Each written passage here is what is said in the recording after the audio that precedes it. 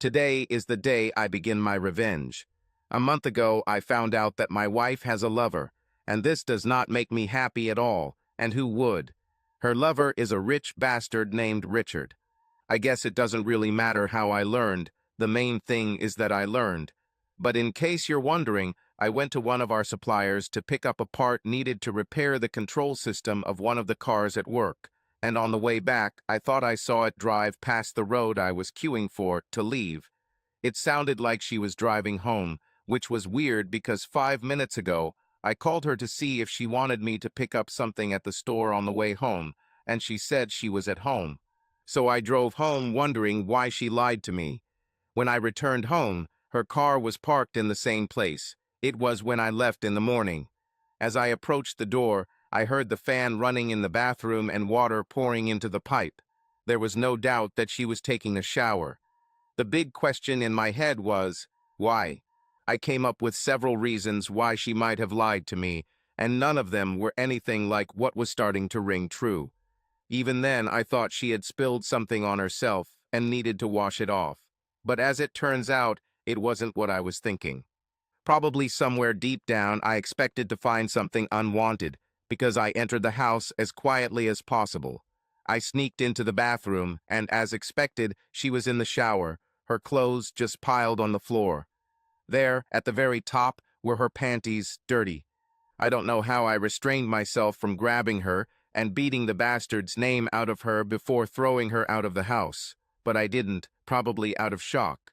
But somehow I just quietly turned around and went back to work. I replaced the part and was about to turn on the power when I heard a cry of "Stop." I jumped, but more importantly, it stopped me from turning on the switch. I looked towards the source of the scream, although I knew who it was. It was the other Colin who works here, one of the bosses. We call him Pooch. "What are you doing, Mac? You don't usually make mistakes like this." "What?" I asked and realized that I had not configured the part to perform its function. If I turned on the power, it could destroy the drive unit, which would cost thousands to replace and even more for downtime. "Damn, thanks, Pooch. You saved me from a big mistake." "What's wrong with you, Mac? Is something bothering you?" "Nothing, buddy, just a little distracted." "You are sure?" "Yes." I see the way he looks at me, and I see that he doesn't believe me. "Well, leave it for now. Come with me." I. "No, Mac, come with me." It's rare that he speaks like that to anyone, and the way he walks away tells me that the best thing I can do right now is follow him. So I lock up my tools, grab the laptop I was supposed to use to calibrate the device, and follow it. He leads me not to his office, which can be seen from all sides, but upstairs to a room that is usually used for closed meetings. He comes in and, turning to me, pulls out a chair and sits down, gesturing for me to do the same. "I saw you come back and noticed that you suddenly had a problem. When you left, you were your usual cheerful self, exchanging words with everyone you passed. When you returned, you didn't talk to anyone, not really. You looked like if anyone said something wrong, you'd hit them. Now I know B and D can be jerks sometimes, but I couldn't stand it. I don't think I've cried since I was 10, but that was it. I started crying like a baby. He didn't say anything. He just sat and cried. Pooch didn't say anything either. He just waited for me to calm down. Don't ask me how long I sat there. All I know is that when I finally pulled myself together, he was sitting there handing me a napkin. Feeling embarrassed, I took it and apologized for my pathetic display. "Mac, don't worry about it. I know this isn't something you usually do. Trust me, this won't go anywhere, so tell me about it." Tears flowed again, and I told everything. How I saw her, followed her, and what I found. What he said next surprised me. I knew part of his story, but not the emotions he had experienced, and he admitted, almost proudly, that when he began to suspect and began to find out what his wife was doing, he cried too. We talked for over an hour until I was able to return to the work floor. Before we left the room, we agreed that this conversation never happened. I had the machine ready to go in less than 15 minutes. The conversation that didn't happen left me with many thoughts and questions to answer. The first of which was whether I could survive this if she stopped. I didn't confront her. In fact, I still haven't. During that first week, I don't know how, but I managed to behave almost normally, although I spent more time than usual in my workshop when I was at home. Elaine noticed that I was, shall we say, a little out of sorts, but I put it down to the fact that BTK was considering purchasing a new extrusion machine, and I was the one who had to evaluate which one to buy. A few days after my discovery, Puig took me aside and gave me a piece of paper, quietly saying, "I didn't give this to you," on which was written a name and address. I didn't need more details to figure out who it belonged to. To say that I wasn't sure what to do or what I should do is a huge understatement, but I was definitely thinking about hurting at least one of them, and I knew that no matter what I did, if I decided not pursue legal options, I will need to remain in denial to protect myself. I've had bicycles since I was a child, and I still have them.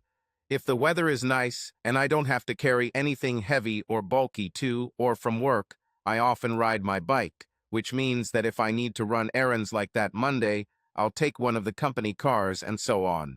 The day after receiving the address, I took an old unpainted van and found his house. Luckily for me, his house is behind a patch of woodland known as Foggle's Forest, which almost surrounds it on 3 sides. The next day, Saturday, I took Elaine to the train station. After dropping her off, I returned home and went for a bike ride, taking a pair of binoculars with me. I drove by and hid my bike out of sight in the woods and made my way through the trees. The house is isolated and quite old, I think about 200 or 300 years old. Not that it matters. I guess in some masochistic way I enjoyed climbing and spying, but the reality of why I was there hit me in the face when he pulled up in a fairly new Jaguar, and I saw the passenger. It was my wife. Stupid, I thought she was shopping in Cambridge. Seeing her come out and almost run to him to hug him, I think that's the most painful thing I've seen from her. This was something she did often, especially if we hadn't been together for a couple of days, and she was excited about what was coming next, which meant her and me. I didn't need to see more. I wouldn't have seen much anyway. I could hardly see anything because of the tears flowing from me. I made my way through the trees back to my bike, feeling only pain. Driving home, the pain has found a companion, the need to make her feel that pain, but from what I just saw, losing me wouldn't cause her much trouble. Definitely not close to the pain I feel. I spent most of the next couple of weeks either riding my bike or in my workshop, mostly just avoiding her, but also planning and learning about how I could hurt her the most without causing physical harm. When I was training, my job was mostly mechanical, replacing or installing new parts, so we were called fitters. Now electronics play a big role in my work, and I have the grand title of engineer. Of course, I had to take a lot of courses to be aware of electrical control systems and such. This knowledge will come in handy now. In the UK, you can, if you have the appropriate license, legally own a gun, whereas stun guns are completely banned, but if you have the knowledge, it's not hard to build, so that's what I did. I also spent some money on a few props, namely a black curly wig and coat that I bought at a charity shop, and a couple of rolls of palette film that I swiped from work. I also called the flower shop to order a special bouquet of flowers to be delivered on Wednesday evening at 7 o'clock. I thought about having one less flower in the bouquet than our wedding years, but thought that would be too much of a clue if the police got involved. To be honest, I think ordering dahlias is a big clue, especially since I wanted them to add a certain scent, but I'm sure no one knows that I know dahlias are the flowers of traitors, or why I accidentally asked for that particular scent. She doesn't know and will probably think it's chrysanthemums, but I think the scent will hit the spot. On my bike ride the day before I was about to start my mission, I took 2 envelopes to her parents, asking them if she came over on Monday night to feed her, and then give her a note marked Monday and give her another on Tuesday. If she doesn't come by Tuesday, don't give her a note for Monday. I felt guilty using them this way, but if things went the way I wanted, they wouldn't know anything about my end goal. It was they, not me, who offered to cook one of her favorite dishes if she came over on Monday. They said they could leave without telling her, pointing out that if left alone in the house, she would look for a note for Tuesday, and suggested writing another one warning her not to try to get clues in advance and to return only when she was supposed to. They gave me an envelope, paper, and pen, and I wrote a note. My observation, if you can call it that, makes me almost sure that he is working from home. I know that after COVID, more people do this than before COVID. It also became clear to me that he had few visitors other than my wife. No other women or friends or family. I only saw one other vehicle during my observation, and it was a delivery from one of the local supermarkets. I saw my wife there a couple of times. He brought her. It seems like the only thing I have to worry about is if he has security cameras. Obviously, he doesn't have an official camera system. If he did, and he wanted them to matter, he would have to warn people about it. So all I have to worry about is if he installed his own cameras, outside or inside. The few times I'm sure she's there during the week, she meets him around 10:30 and returns around 2. I know this because her phone is either turned off or she has temporarily turned off GPS. I give her half an hour to leave and then go home. I place solid blocks of red watercolor paint in the shower head. They should turn the water blood red, but I don't think they should leave any stains. For the next step, I leave the old cassette player with a surprise added for her to find. I wrap it in a towel for her to use after the shower surprise. For the next step, I slide the envelope with the message under the bed in the spare room. Returning home, I rush to the shower, undress, and, turning it on, dive in. With my eyes closed, I take the shower gel, lather myself up, and begin to wash myself. UO out of 2020 for rinsing off the sweat and sex odors from my regular lunch session with Dick on Mondays. I chuckle quietly. Most people call Richard Dick, but not for the same reason I do. God, just thinking about him makes me hot. I scream. The water flowing down the drain is red, dark blood red. Still screaming, I turn off the water and check myself. Finding nothing suspicious, I turn the water back on, and it turns red again. I understand that the red is not my blood. The water comes from the red shower head. I jump out of the shower, swearing at my husband, and grab a towel, pressing it to my face so I can dry myself and see without water running into my eyes. I tear off the towel and see the red imprint of my face on it. I look at the shower and see that the water is still running red. I stop the shower and unscrew the head to find what appears to be red blocks that look like watercolors. I'll kill him, I say out loud to no one. I remove the blocks, screw the head back on, and continue showering, now with clean, uncolored water. Bastard, how could he do this to me? When I finished, I reached for another towel from the rail and realized there was none, so naked, I had to go to the closet in the stairwell to get a clean towel. I found an old cassette player wrapped in it. Not thinking much of it, still swearing, I wiped myself off. After getting dressed, in my anger, not realizing that I had taken the player, I go downstairs and make a pot of tea. I pour a cup and walk into the living room, noticing a note on the cassette player that says, "Play me." In bewilderment, I press the button and the theme song from some old American TV show starts playing, followed by my husband's voice. As you know, Friday is April Fool's Day, so I thought this year, since I need to be in Lancaster this week so you don't get bored or feel lonely, we could make a whole week out of it. Yours the task is to solve puzzles and collect information to find out where you should be on Friday evening. Is this mission possible? The first clue is where we first made love in this house. This message will self-destruct in 5 seconds. Still puzzled, I reach for the player, thinking I need to listen to it again, when a small flame and smoke appears from the network player. I jump back and, grabbing my cup, pour its contents onto the smoldering plastic, putting out the fire. I take the cassette out of the player to check and find that the tape has simply burned out. I guess you think you're funny, mister. Well, let's see how funny you feel when you don't get sex when you get home. I say out loud again, even though there's no one there to hear me. Angrily, I clean up the mess he made me make and throw the old car in the trash before pouring myself another cup of tea. I sit down and fume with anger, deciding that I will not play his stupid game. Despite my anger and determination not to play into his stupid game, I can't stop remembering the day we moved.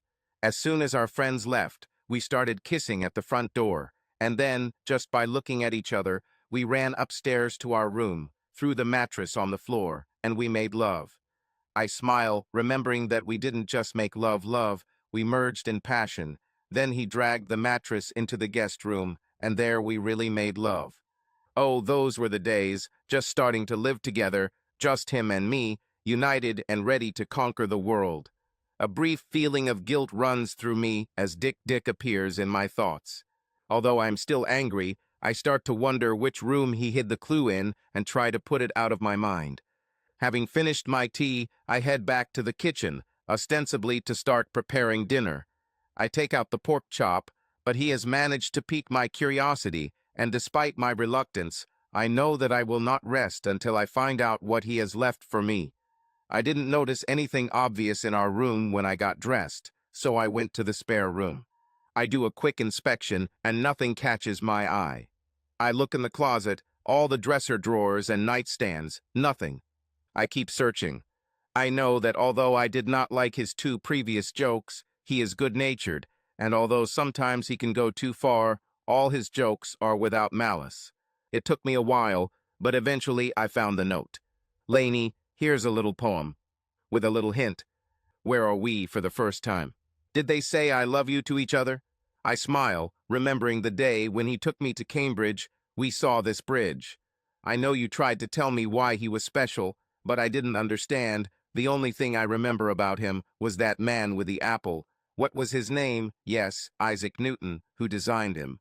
I wanted to eat something. I still don't understand how you arranged it, but instead of a hot dog, you took me on a boat ride on the Cam River, and there was a picnic waiting for us, and I almost fell into the river, capsizing in the process cart. He surprised me, didn't get angry, just made sure I wasn't hurt, laughed, and hugged me. My smile widens as I continue to remember. Although he had not yet completed 2 years of his studies and had little money, he did not complain, and we shortened our day so that I could eat. We went to the market and found an exotic meat stall. We shared a crocodile burger. It tasted like chicken, but was fatty like pork. I smile, remembering Daniel Jackson in Stargate, trying to explain to the boy what a chicken is. Then we went for a walk and found that church. What was it called? Saint. Mary, yes, that was her name. She was incredible. We could see the whole city from the spire. He then took me to dinner. It was an Indian restaurant, a new experience for me at that time. This is where my love for Asian food began. We then took the bus to the station to catch the train home, and when we got back to Hemmingford, he walked me home. We kissed and talked on the threshold for a very long time. Then I told him how I felt, and he hugged me tightly, spun me around, and shouted, "I love you too," and my father opened the door and said, "This is all very good, but you can make it quieter, Dad." We were so embarrassed. He quickly kissed me on the cheek and hurried away. Ha ha, Mom and Dad have been making fun of him for it ever since. We were so in love then, his every action was for me. I think it's still like that now. I suddenly feel guilty that I could never live up to his loving actions. Even this stupid quest is special. It's not that I don't want to, I want to, but my mind doesn't work like that. I can never come up with something special, and when I do, I overthink it and ruin everything. I look at my watch and decide it must be there, so I stop by Mom and Dad's to find my next clue. I arrive a little before 5. Mom is preparing dinner, and Dad is in his workshop. As soon as I walk in, my mom invites me to stay for dinner. I agree, knowing that I can put the chop in the refrigerator when I get home and eat it tomorrow. She made beef and kidney pie, my favorite dish. It's strange, she usually only cooks it for 4, although sometimes she makes it for the 3 of us. I start telling her about my day. As soon as I mention the shower, I realize I have to justify why I was showering and quickly make up a story about how I spilled a bottle of plant fertilizer on myself and complained that Colin put it on a high shelf and did not close the lid properly. "Call your father," my mother says, interrupting my story of trouble. I open the back door and shout, "Papa!" I hear him take off his shoes and walk in, holding them in his hands, puts them in the closet, and then goes to the toilet to wash his hands. When he comes back, he looks at me and says, "It wasn't permanent, right?" It takes me a few moments to realize he's talking about paint. You knew? I ask. My father nods as he sits down at the table, and soon after my mother places the plate in front of him, then passes it to me before taking her seat. We know he's giving you a game for April Fool's Day. He told us a little about it. What stage are you at now? The clue said I should come here. Why do you think you need to be here? The clue said to come to the first place where we said I love you to each other. You know, that's why you always call it a stupid trick. Fair. So, what do you expect from us? I don't know, a message, a letter, something like that. Well, maybe your mom will find something after dinner. I nod, my mouth full. I haven't eaten my mother's beef and kidney pie in a long time, and I forgot how delicious it is. She always makes them light and airy, but mine always comes out dense. No one spoke for a while. I ate everything on my plate. When I swallowed the last bite, I said, "Thank you, Mom. It was wonderful. Tastes good enough for you to wash the dishes." God, Mom, I'm a guest. If we weren't going for dessert, Colin would already be at the sink filling a basin with water without being asked if he was here. Yeah, okay, I say sharply, pushing my chair back. Sorry, I can't be just like my ideal husband. I get several unintelligible replies as I stand up to comply with my mother's request. When I finish washing the dishes, I turn around and see that I am alone in the kitchen. I didn't even notice that there was no noise, no talking while I was washing the dishes. I think this is the first time I felt that something was wrong, that something wasn't quite right with my parents. Usually the house is full of conversation and laughter. My parents' life was always filled with quarrels and laughter. I shrugged, assuming that my parents rarely fight and my presence interrupted their time for reconciliation. Perhaps that's why my mother made beef and kidney pie. Should I make some tea? I shout. I don't receive an answer. Who wants some tea? I shout louder. Again, I don't get an answer. I go into the living room, shouting, "Mom, Dad, where are you?" Not seeing them in the living room, I shout upstairs, and again I hear only silence. This is weird, I tell myself. I return to the dining room and see an envelope on the table with my name and one phrase on it. Don't open until Tuesday morning. I smile as I recognize Colin's handwriting and the fact that he never capitalizes the day of the week or the month or uses punctuation. Of course, I don't follow the instructions and tear open the envelope, expecting to see another poem. I'm reading not a poem, just one sentence. If you're reading this message, you've come too early. Come back tomorrow for the next clue. Damn, I wish he could understand to write your instead of your. Heck, my parents might be in on the joke, but I'll make them give me the right clue. I run upstairs and check all the rooms to make sure they are not there. I return downstairs, go to my father's barn. Inside I see him sitting on a bench, and I tear open the envelope. If you're reading this, it means you were looking for your parents and found this, not theirs. Like I said, come tomorrow for the next clue.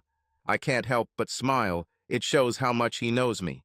After putting on my coat and wig, latex gloves, and, of course, a mask, I walk up to his door and ring the bell. He looks annoyed at being bothered, but as soon as the door opens, I push him back and hit him with the taser. He collapses, twitching like an epileptic after a chilly enema. Good idea. When he comes to, I wrap him in film like a mummy, even around his head, although I leave a hole for breathing and a small gap so I can stun him again. I ask him about the presence of cameras, and he says there are none. I hit him a few more times to confirm his position and see if he's lying. The third time he comes to his senses, he begs me to stop and again says there are no cameras. I finally believe him and get to the point. Well, Dick, you're having sex with the wrong person and someone wants you to. You stopped doing that, got it? Yes, he whispers. God, one word, and you can understand that he was born with a silver spoon in his mouth. If I didn't already hate him, that would be enough. Tell me all about where you met her. I knew her many years ago. She went horse riding at my aunt's riding school, and we met by chance at the railway station one day. There was some kind of glitch. I don't remember exactly. We talked, and it was a pleasant wait, and I invited her to dinner. She refused, but I insisted on meeting for coffee another day. She was a little hesitant, but I persuaded her to meet for coffee. I took her to Les Mustaches des Chats. Is this that fancy place a couple of miles down the Hemmingford Road? Yes. Continue.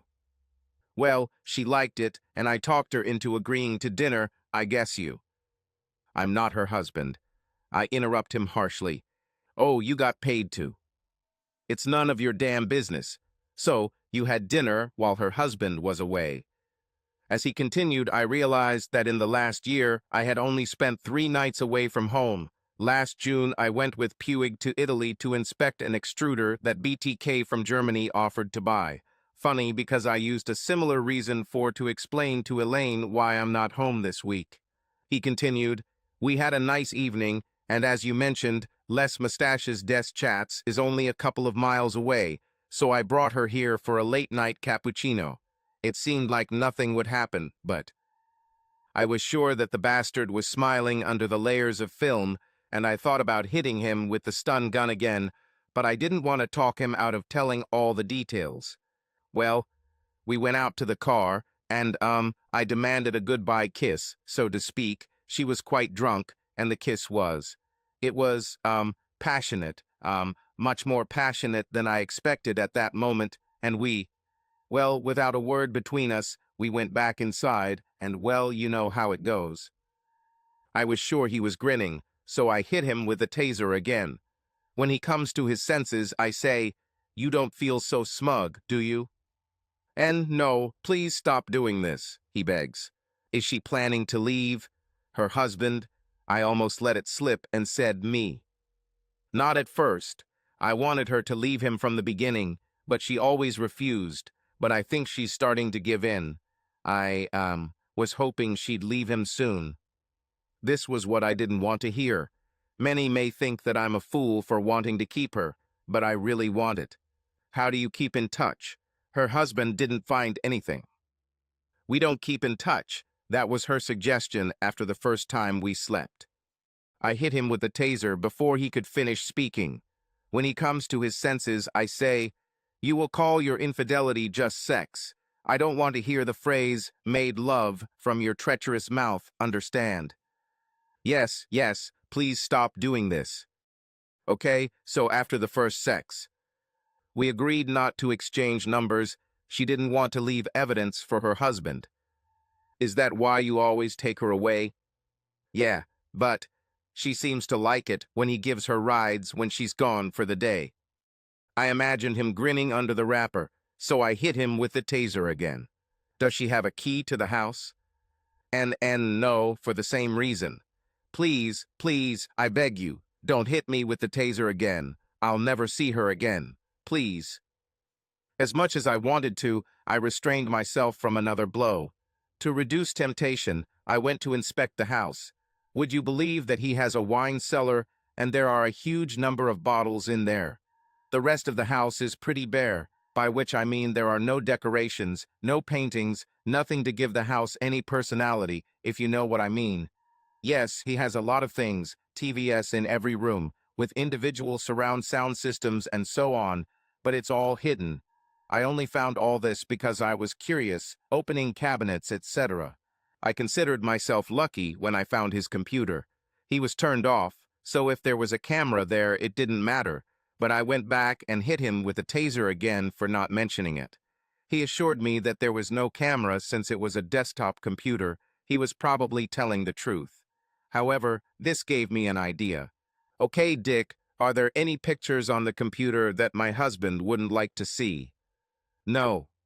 His answer was so categorical that I didn't believe him.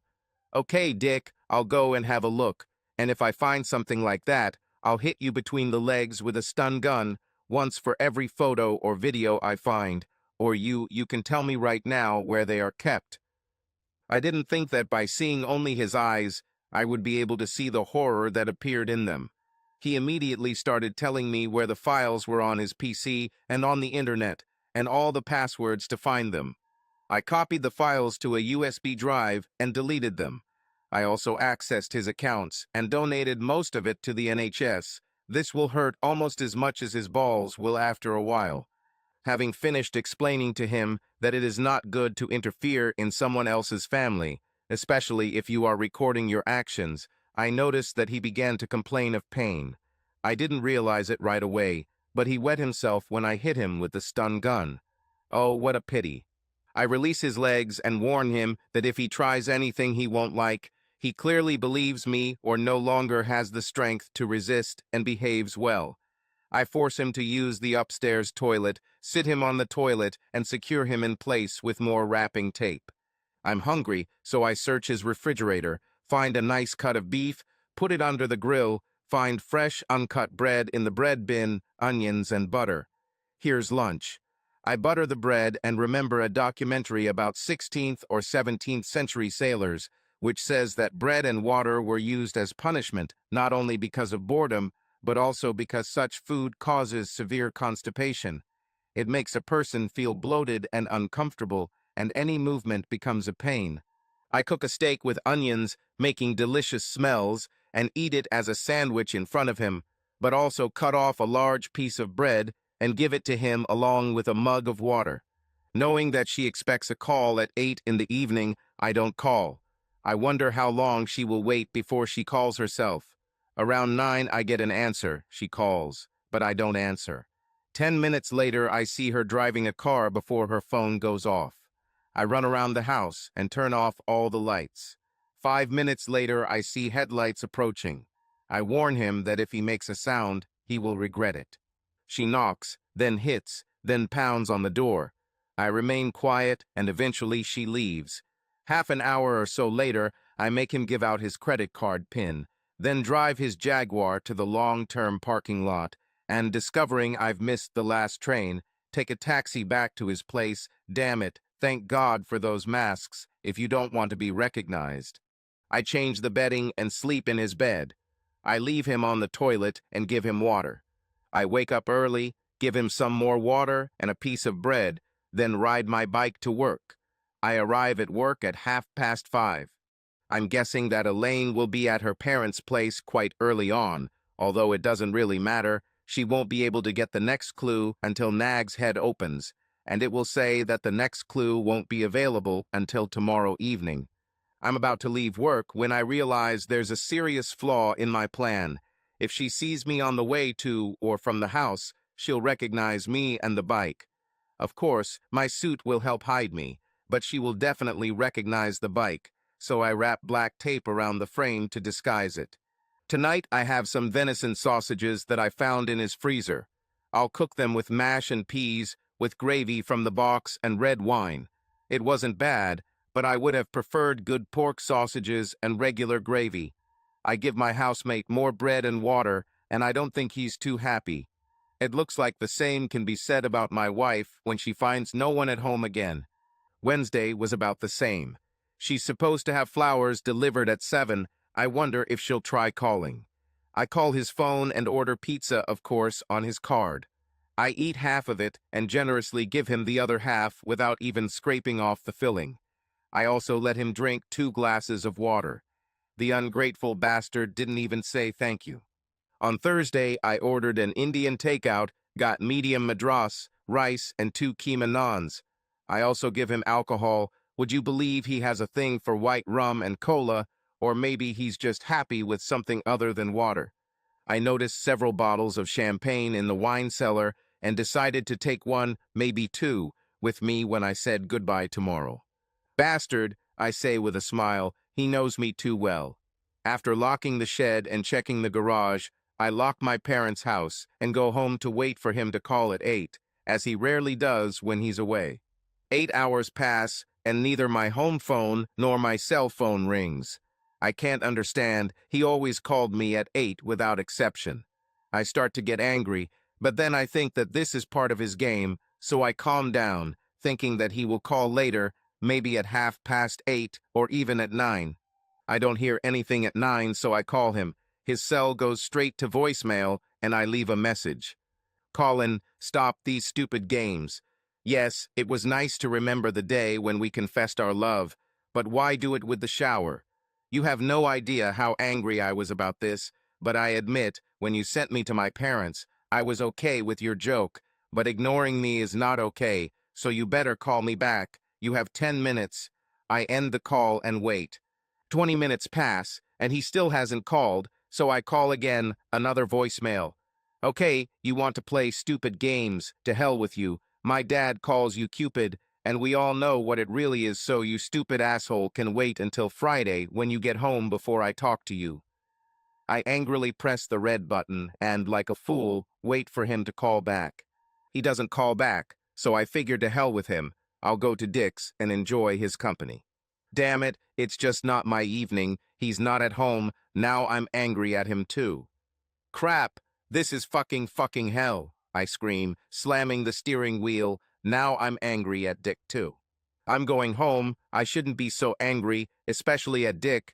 I have no complaints against him, but Colin and his stupid games made me angry. Well, to hell with him. As soon as I get to Dick, I'll stay with him for the whole week. Not today, not now. Sex has suddenly become the last thing on my mind. I come home and mix myself some really strong vodka and orange juice and drink it in one gulp. I pour myself a second glass and sit staring at the phone, willing it to call. Of course he doesn't call, so I drink a second glass, then pour myself another, drinking it while browsing Petflix to take my mind off my stupid decisions. I wake up later during the credits of the original version of Dune. My mouth feels like a cat has pooped. I see a glass half full of orange liquid, so I pick it up and drink it. Damn, warm, very strong vodka with orange. Not what I wanted to drink at 3 in the morning. A little unsteadily, I climb the stairs to bed. The alarm goes off at the usual time. My head is pounding, my stomach is churning, and as soon as I stand up, the room rocks, and I run to the toilet, throwing up. To my surprise, I feel a little better when I finish, even better after I brush my teeth and shower, cursing when I discover Colin has brought mouthwash with him. After a cup of tea and a toast, I remember why I'm feeling unwell, and I get in the car to drive to my parents again, and would you believe it, I get pulled over and given an alcohol test. I'm lucky, the indicator is 33, and the failure is 35. The policeman lets me go, giving me a beating for driving after heavy drinking. Would you believe it? He accompanies me to my parents' house. Thinking about it, I'm glad I didn't have mouthwash, as that would have sent me over the edge. They are not surprised to see me so early because they know why I am here. Mom invites me for a cup of tea. I'm sitting at the table, and Mom puts 3 mugs of tea on the table. Dad comes in and hands me an envelope. I tear it up. Did you enjoy the shower? I bet your face was grim. Ha, I'm sure it's true. Here's another hint for you. After viewing a specific group. In the pub, I asked for your hand. There is one pub nearby, with an evening joke to try. I knew it had to be about how we got engaged. It's easy. We went to see Blondie at the Corn Exchange, and then we went to a pub called the Bath House. Mom reads it over my shoulder and says, I don't know of any pubs around here called Bath House. No, Mom, that's a clue. I know it's Nags. What? From both Mom and Dad. You know the owner, Jerry. They both nod as I explain. Well, it was only 2 or 3 weeks after his wife ran away. Yes, that's where the joke is. What do you mean? Well, he stopped bathing, he smelled bad, he needed a bath, okay? We soon started calling Nags no bath house or bath house. That wasn't very nice, Elaine. This time I shrug. Maybe, but one evening we think Jerry either heard us or someone told him, and suddenly he started washing again. Well, often he ever did. No one ever spoke, he could just deal with it or talk to himself. We joked at the time that the pub and Jerry were out of smell. Dad laughs, but Mom frowns. We spend the next few hours chatting, mostly with Mom telling me how romantic and attentive Colin is and how I should follow his directions and not second-guess or do anything before he wants it. I walk into Nag's Head right after they open. Jerry is standing at the end of the bar, chatting with Malcolm. Damn, does Malcolm ever go home? Jerry looks at me, says something to Malcolm, and, taking a glass from under the bar, holds it under the vodka optic, looks at me and asks, as usual. I shake my head and ask, Jerry, Did my Mac leave anything here for me? He sucks in a breath through his teeth, shaking his head like a dubious mechanic, looking under the hood of your car for the first time, and then asks, "What is this thing?" "Jerry, don't be stupid. Give it here." He grins and lifts a glass into which he pours a measure of vodka, adds orange juice, and hands it to me, saying, "It's only a single, you can drive." I'm not sure, but I accept it. Then he pulls an envelope from behind one of the bottles under the row of opticians. Opening it, I found it. This next clue is the winner. But no matter what happens, wait until after dinner. Tomorrow, Wednesday. "Bastard!" I exclaim loudly and hear Jerry and Malcolm giggling. I quickly drink the vodka and leave. Being Tuesday, there is no market, so the market turns into a parking lot. Leaving the pub, I start walking towards my car and see that policeman who comes to Nags, Brown is his name, walking towards me. Obviously, he has just left the police station. Remembering my conversation with the policeman this morning, I feel myself blushing and wondering if I should get into the car since I just raised my alcohol level. Instead, I go to a cafe. Before I walk in the door, I wonder if call meant dinner as lunch or dinner as an evening meal. Damn it, why do we have to use the same word for both? I drink a cup of tea and eat a ham and cheese sandwich. While I eat, I think about Mac's little game and how my mom thinks it's really romantic, and I admit I agree with her now, although waiting until tomorrow for the next clue is annoying. Especially if it's dinner, because if it is, there are plenty of places to go, heck, lunch too. Nags are excluded. There are only chips, nuts, and other nonsense in bags or sweaty cheese buns. So my options are the cafe, Jamal, the Beehive, and Martin's house, oh, and that fancy place with the French name. Whatever it is, less chats or something like that, I hope not, because this is the place where, you could say, I first started dating Dick.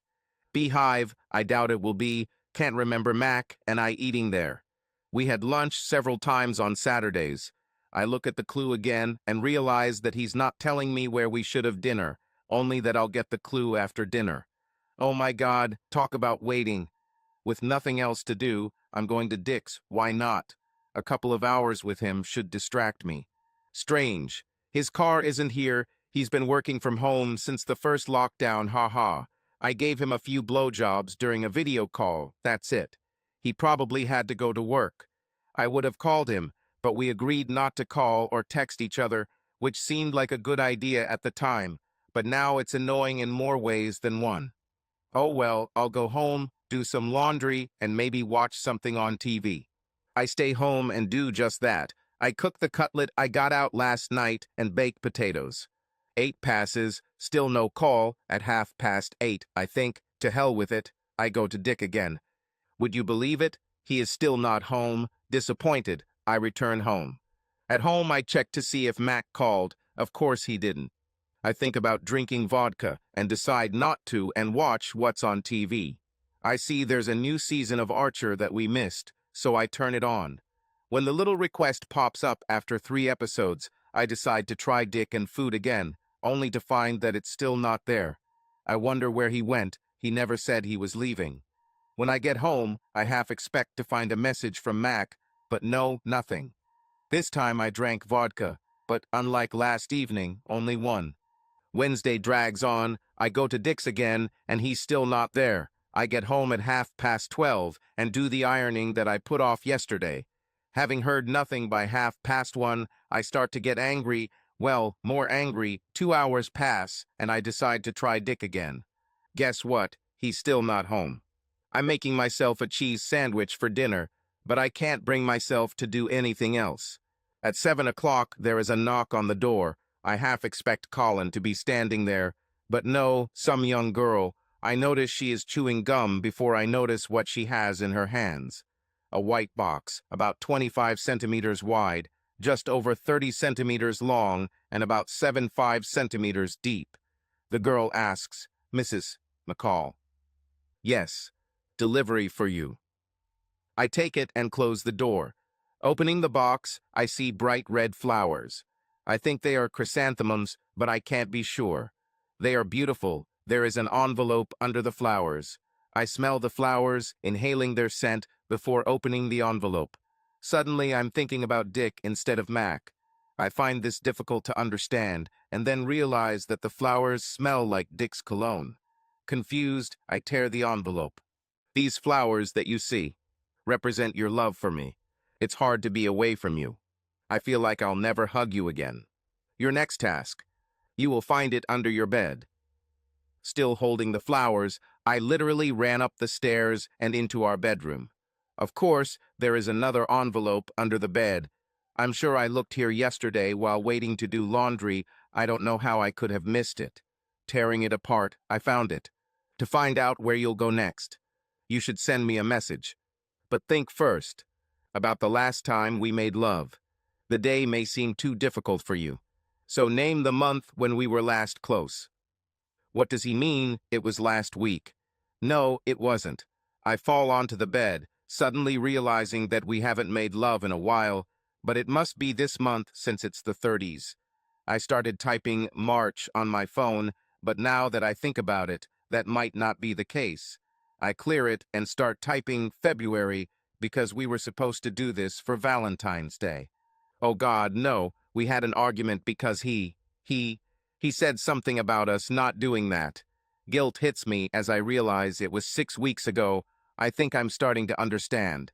I think about it, nothing stands out. But why not? We've been married for 20 years. It's like food, isn't it? We don't remember every meal, only special ones. I know we did it between Christmas and New Year's because it wasn't working. Reality hit me in the face and hard. Oh no, I can't believe it. I don't think we've made love since December. Feelings of guilt are suddenly accompanied by shame and sadness. How could I not notice this? I know he tried to ignite desire in me many times, but I always gave him excuses, not in the mood, too tired, arguing, whatever. No, he can't just blame me. I don't think he's been trying since Valentine's Day. No, after being rejected for 6 weeks and being rejected on Valentine's Day, why would he try? I know why I allowed my relationship with Dick, if you can call it that, to satisfy me, I suppose. Damn, the reality of my actions is amazing to me, and I start to cry. Several minutes pass, but through the sobs and tears, my trembling hands are gaining strength. December, I'm sorry, I didn't understand. I promise I will never say no again. Please forgive me. I've read this several times, each time thinking it's not enough, but I can't think of anything else. I'm afraid that's not enough. After sending it, I remember the voicemail I sent him on Monday night, telling him he wouldn't get any affection when he got home. God, how that must have seemed like an empty threat to him. I go downstairs and guess what? I reach for the vodka, pour myself a glass, and sit next to the house phone, cell phone in hand, desperately waiting for his answer. Of course, drinking a lot of alcohol when you're feeling down is never a good idea, and after 2 hours I had managed to turn everything around in my head. I think he made me remember all those happy moments to insult me even more and make me feel guilty. I get angrier and angrier, and, adding fuel to the fire, I finish the orange juice and have to use orange syrup. I start to text, telling him I understand his game, but the phone screen blurs and keeps typing the wrong letters. I give up and call him. The fact that the phone goes straight to voicemail does nothing to ease my anger, and I give vent to my indignation. You fucking bastard. You think you're smart, making me remember all these happy moments, only to make me feel guilty because I didn't sleep with you as much as you want. Well, you can go to hell, because you won't be having me anymore anytime soon. In fact, I'll move your things to the guest room. Maybe I'll hire a man to satisfy me. Maybe I already. It's spontaneous. I didn't feel it coming until it did. I think I tasted it, maybe even saw it before I felt my stomach churning. With spontaneous vomit pouring out of me, I drop the phone and clamp my hands over my mouth as I rush to the toilet, slamming my face into the doorframe, but it doesn't slow me down. All too soon I tear again, and the seal through my clenched fingers gives way, the pressure expelling it in a thin line along the corridor wall. I continue to vomit long after my stomach is empty. Crying pathetically, I suddenly want Mac to be here, to look after me, to hold me, to help me clean. Oh, why isn't he here? After some time, I rinse my mouth in the sink directly from the tap and wash my face. I take the top off and soak it, half tottering as I go upstairs and get into bed. I feel like crap when I drag myself out of bed. Everything hurts, especially my face. And when I see myself in the mirror, I can't believe what I see. I have a bruise from my eyebrow to my chin. I put on some clothes and go downstairs, and of course, the first thing I see is a diagonal line of dried vomit on the corridor wall. Oh great, this is exactly what I need. It reminds me of vomiting in the living room, and afraid of what I'll see, I hesitantly peek into the room. My stomach cramps again as soon as I see and smell what I've done. Luckily, although it's painful, there's nothing there to throw away. I start crying again and return to my knees, trying to clean the still drying dirt. I start in the living room and find my phone on the floor next to the chair, and suddenly a memory pops into my head. I sigh as each word of the call cascades into my head. Upset, I sit on the floor and cry. There's a knock on the door. No, I think to myself, not now, I can't date anyone right now. The knocking sounds again, louder this time, and is accompanied by a voice. Elaine, Elaine, I know you're there. Open the damn door. I know what you did and what you said last night. Open the damn door, and I mean right now. I guess it's some kind of parent-child bond, but even though I don't want to see or talk to my mother, I go and open the door. As soon as I open the door, her head seems to recoil, and she says, "Damn, Elaine, you smell like liquor." I don't answer. I just go to the kitchen and put the kettle on the stove. I hear her snort in apparent disgust as she follows me. "I'm here because someone called me this morning. He said Colin got a drunken voicemail from you in the middle of the night and was really worried about you." I just stand there, crying pitifully. "Don't waste your time with those crocodile tears. He told me what you were talking about, so even if I was stupid enough to think those were real tears, you wouldn't get any sympathy from me. I see that you left vomit in the hallway, and I also see that you didn't even start to clean it up." My sobs intensify with renewed vigor, and her words become meaningless to me as I fall to the kitchen floor, crying. "I didn't want this. I didn't want this. I was angry. I got drunk." "Don't tell me that. You were almost crazy on Tuesday, telling me how nice it was to remember all these sweet things and how much you loved him." I know, but the next clue, it was terrible. It made me feel like he was building all these good feelings just to hurt me even more." "What are you talking about, you stupid girl? He would never hurt you. Damn girl, your dad is crazy about me, but even I envy you compared to the way Colin treats you." "I know, but you don't know what he said to me in that note." "Why, what did he say?" He said, "Mom, it's terrible. I can't tell you." "Where is this damn note? I'll read it myself." "No, Mom, you can't." She examines the surfaces in the kitchen and, not finding a note, goes into the living room. I ran after her, begging, "Mom, no, please, Mom." She reaches for the living room door. I beg pitifully, "No, Mom, don't go there." "Oh, Elaine, what? How? I can't believe it. How much you drank.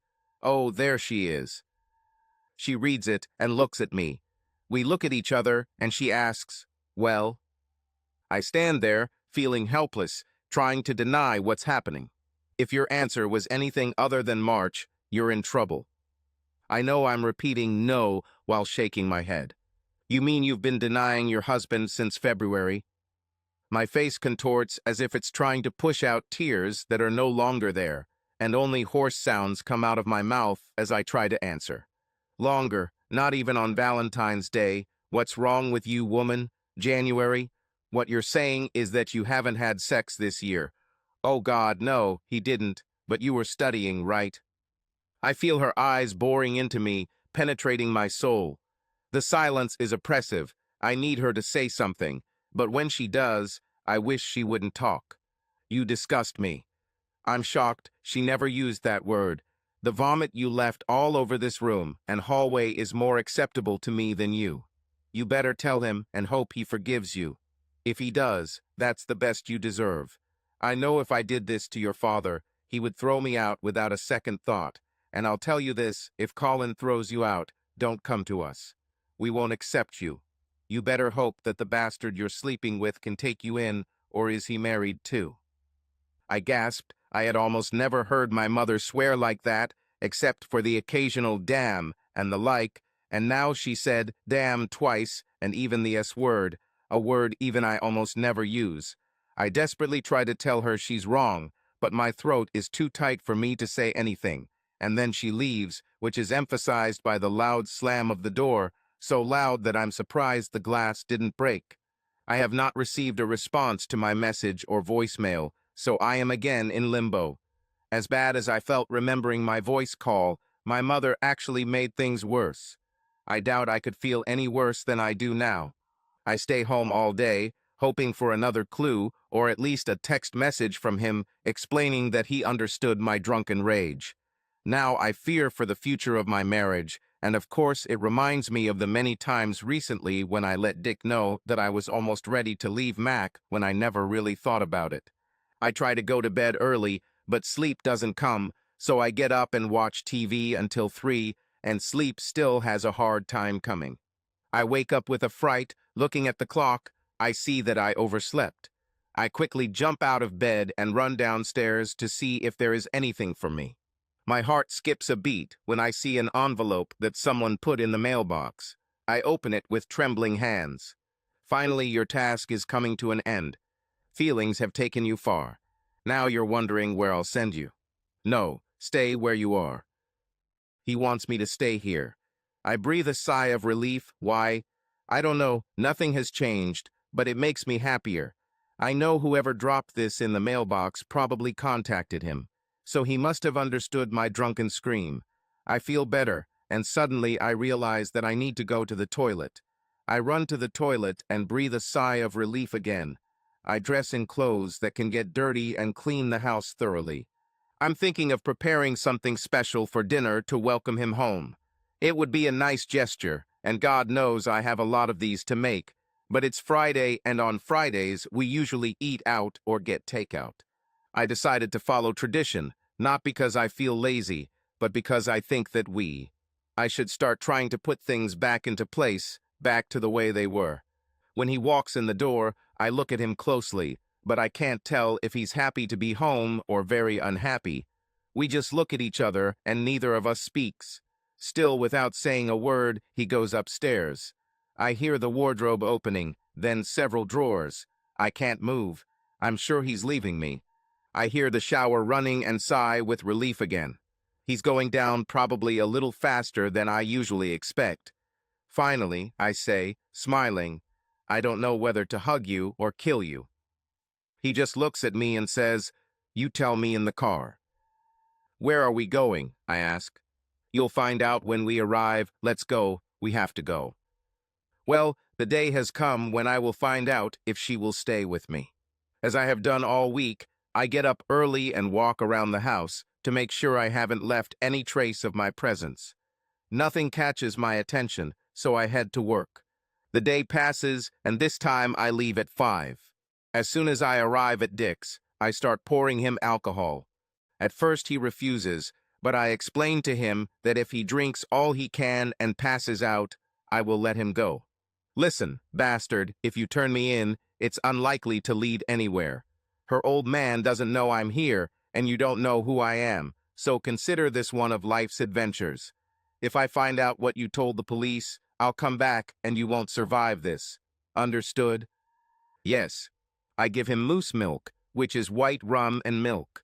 Why not? He has almost 2 cases of rum in the cellar. To his credit, he drinks more than a bottle before passing out the first time. I wake him up and make him drink another quarter of the bottle before he passes out completely. Of course, I'm not going to let him go so easily. I have a little surprise for him. It's risky, but there are only 2 people besides me who will almost certainly understand who is to blame for what is about to happen next, and I was sure that only one of them would think to tell.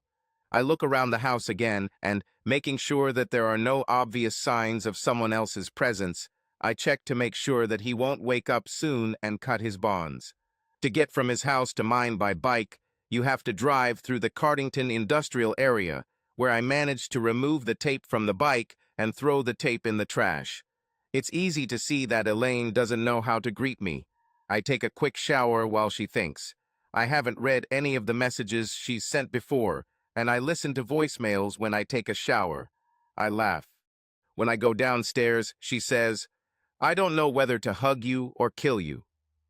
I think my answer surprises her. "You tell me in the car." "Where are we going?" she asks. "You'll find out when we arrive. Let's go. We need to go." She is perplexed, but follows me and we get into the car. I head to that cafe where that bastard took her. As we get closer to his house, she starts to get nervous, and when I park so that I'm blocking his driveway, she starts saying, "Mac, I'm sorry, I didn't." "Stop," I shout, silencing her. "You said you don't know whether to hug me or kill me. Now is the time to decide." I hand her the cheap prepaid phone I bought with cash from Dick's credit card. His number is programmed into the phone. It's time to choose. There is no other way. You can't have it both ways. If you choose it, leave. If you choose me, call him and tell him you'll never see him again. If you do this, we will never talk about him again, okay? She takes a little longer than I would like, but she nods in agreement as she dials the number. The explosion was amazing. Now I regret that I didn't let her drive because I didn't see the expression on her face. I take the phone from her hands and turn the car around. After a couple of miles, I throw the phone out the window, having first removed the battery. "I don't know about you, but I'm thinking of a couple of pints at Nag's and then a curry. What do you say?" I don't know if I expected an answer from her or not. She doesn't answer when I park at the market and get out of the car and head to Nag's, not even checking to see if she's following me. I know that if she doesn't come into the pub with me, I might have to answer a few questions, but really, how can it be my fault that he has a gas leak, and it's a coincidence that his phone causes a spark? Hopefully, if she goes to the cops, I'll have a couple of pints before they come for me. I manage to drink 3 glasses before she walks through the door. We sit in silence while she drinks a few vodkas, then we go to Jamal's for dinner. The next day, there is a short report on the local radio about a man killed in an explosion at his home and terrorism is not suspected. The next day, it is revealed that the man has donated almost all of his property to the NHS, and an investigation is underway. A few months later, at the inquest, a verdict of suicide is returned. Elaine is still with me, but she's not sure that if I had chosen him, I would have made that call. To be honest, I'm not sure either.